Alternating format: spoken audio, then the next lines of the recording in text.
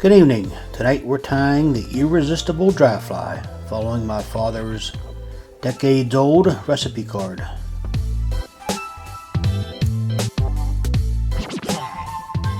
And on the back of the recipe card we have a little bonus drawing of how he likes his wings.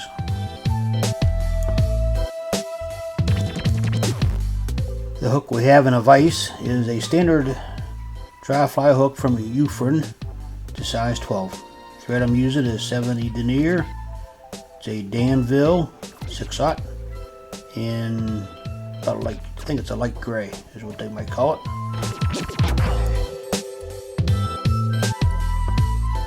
Go ahead, start your thread on and wrap it all the way back to the bend of the hook, back to the front, and then back to the middle, and go ahead and park your thread. Here's a little behind the scenes view of me prepping the tail. It's actually a little elk hair that I'm using. It's pretty fine elk hair. It's in gray. It's going to match his recipe pretty much.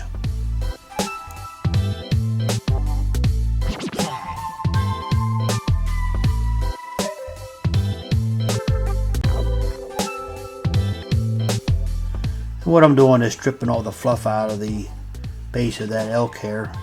And I'm going to put it in the stacker. You can notice my little homemade Kleenex box, little garbage trap there.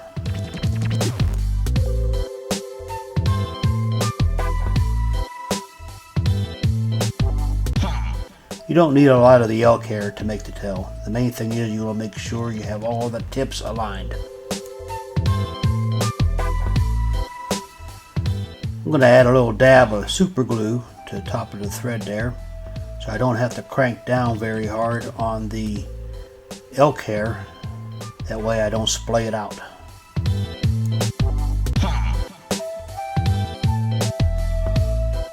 You want the tail to be relatively short, probably 1/3 of the length of the hook.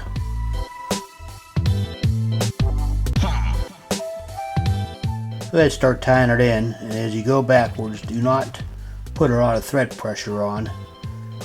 And as you come back forward, you can increase your thread pressure. By doing it that way, you're not going to splay that tail out.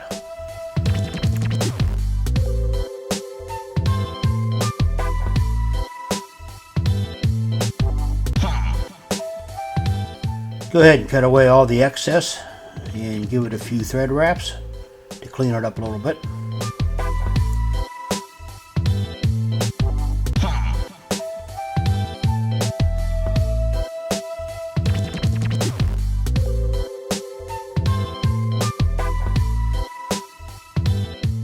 And now we're going to prep some deer hair that we're going to spin on to make the deer hair body. All I'm doing is taking a clump about the thickness of my fingers, cutting away the butt end sections to make them even, and then I'm going to cut the tips off. We don't need the tips.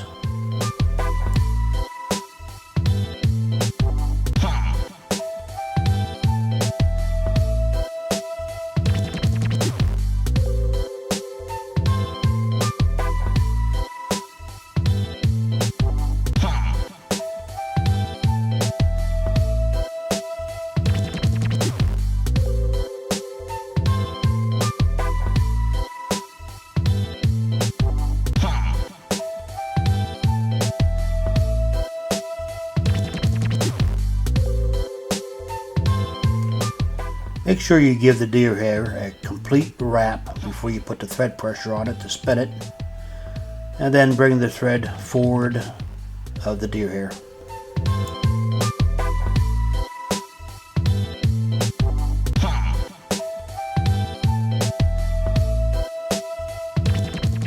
Problem is with spinning deer hair this far back on the hook that it gets caught in the bend of the hook. Make sure you clean that out. And here I'm using one of my half hitch tools to compress the hair backwards. It actually works pretty well.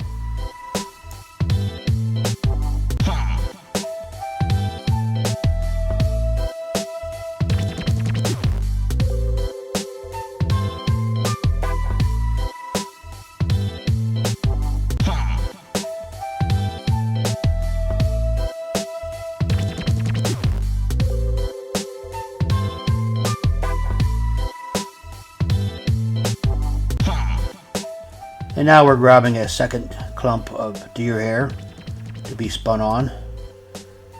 All we're doing is cleaning it up, trimming it up, and then we'll spin it back on in front of the previous clump.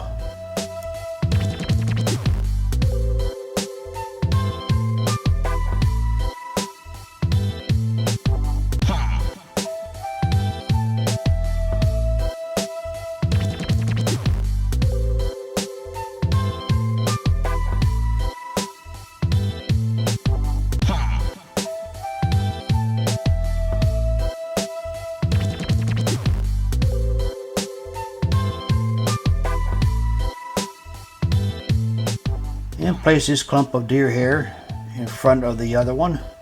And in the same manner, give it a full wrap, put some thread pressure on it, and spin it up.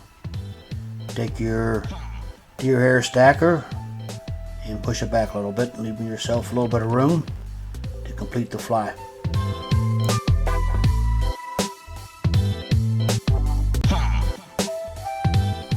At this point, I like to give this a couple whips and cut the thread away.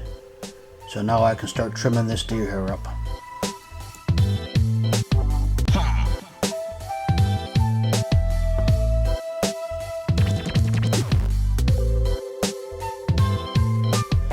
And go ahead and take your fly out of your vise. And I have a little called a tire right. It's a little pen with a hook on it. It's for tying dry flies out on the stream to your tippet. Sped it up for you a little bit here. What I'm doing is just giving it a basic body trim there, trying to develop a little bit of a shape before I put it back in the vise.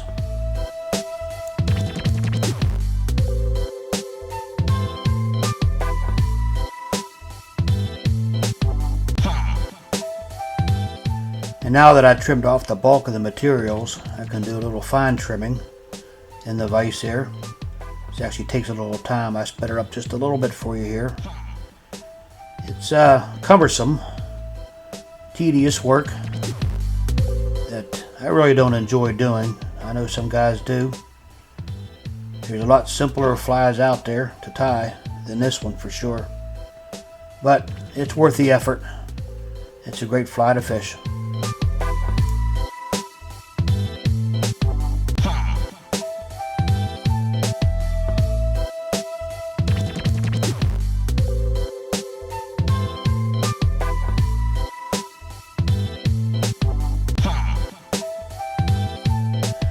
I could hack at this deer hair all day long and still never get it perfect.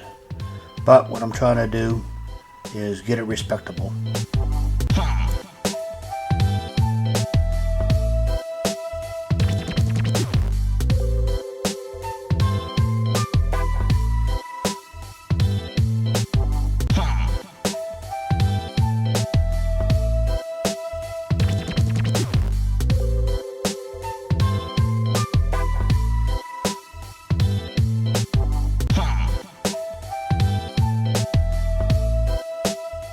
And now we're taking a small section of the same elk hair we used for the tail, and this will be our wing.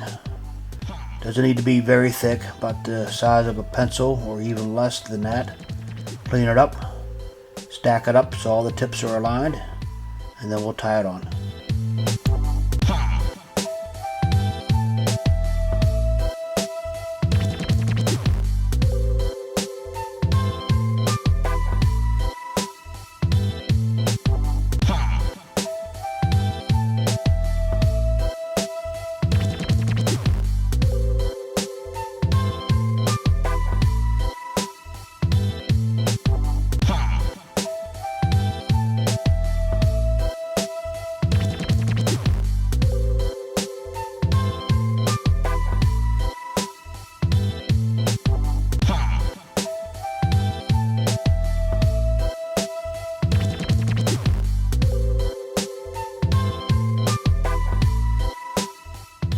And now that you have all the tips aligned, you want to open up your stacker with the tips facing forward so you can grasp the elk hair without having to switch it around in your hands.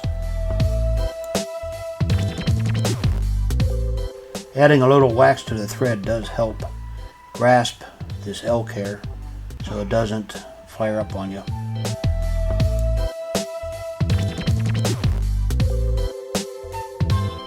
And start with 1 or 2 wraps around the elk hair before securing it to the hook. That way it does not slip down on you and it's a little easier to tie in.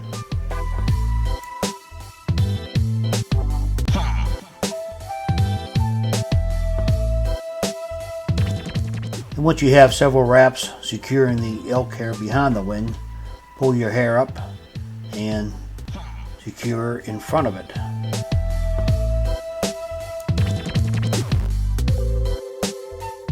And now you can separate the tips from the butt ends and trim them as close as you can. That way it doesn't take a lot of thread wraps to hide it.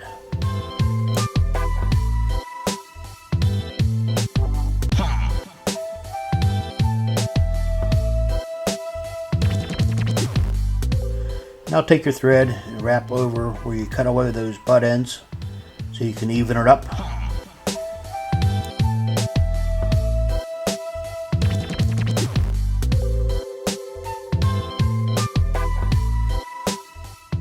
And like I said before, I can trim that body up all night long and still never have it perfect. But once you have a few wraps on there, now we want to split these wings. So take a clump and divide it in half. And what we want to do is figure 8s in between the deer hair. I try to move my fingers out of the way. I know last video I didn't do a very good job at that. So take a few wraps in between each wing, pull up in front, wrap in front, and now they should be sufficiently divided. Pretty easy to do. You can actually wrap thread around the base of the wing if you want them to be very tight, but I think they look pretty good the way they are.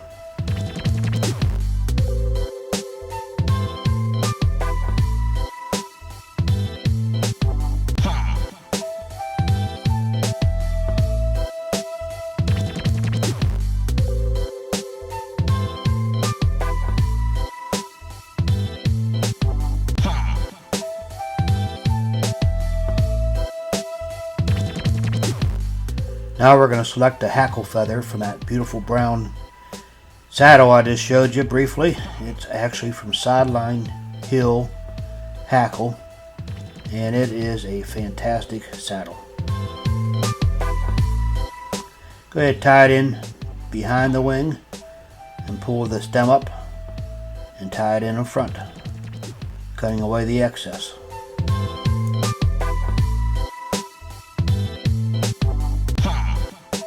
When I tied the hackle feather in, I made sure that the dull side was facing me. That way when I start wrapping the hackle around, the dull side faces forward.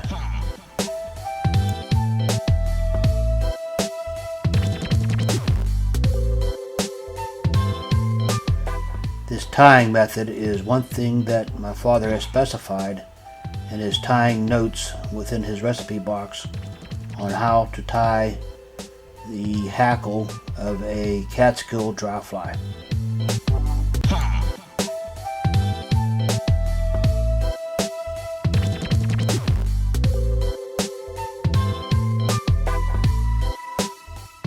And when you get a few wraps in behind the wing, pull the wing back and try to get a couple wraps in front of it there.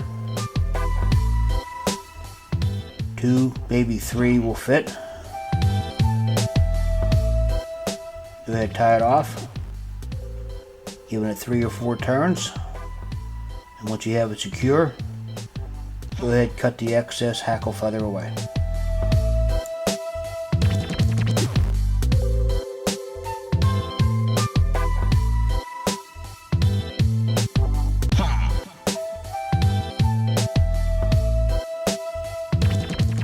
I'm going to take my half hitch tool and push it back a little bit, making sure I didn't crowd my eye.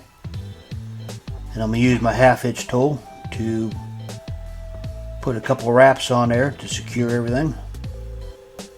If you noticed, I probably could have pulled down on the thread a little tighter on my last half hitch there, because you'll see it come undone a little bit after I cut the thread away.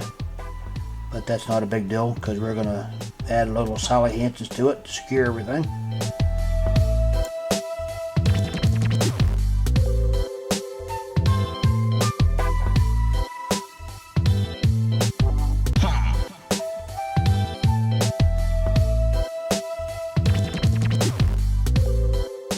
Here I'm double checking that I didn't crowd my eye, because if you do, the fly is useless to you out on the stream.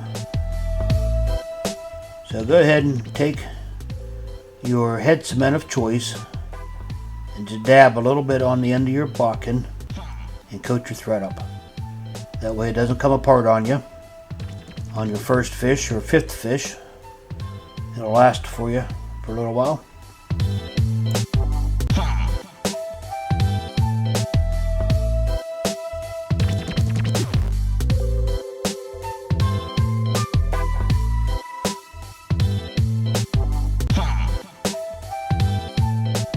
You can see that little piece of thread dangling there. We're going to go ahead and trim that away.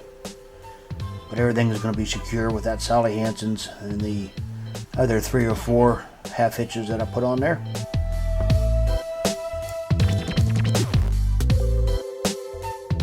And there you go, the Irresistible dry fly. It floats like a cork and fish like a 2. So what more can you ask for? Alright, if you like this video, please give me a thumbs up. Give me a subscribe if you haven't subscribed already. And I got a couple more recipe cards in my father's collection I do want to go through. There's a couple hard ones in there. One's a shrimp pattern that made out of twine. I have yet to figure out, but bear with me. We'll get her done. Alright, stay safe out there, and hope to see you guys next time.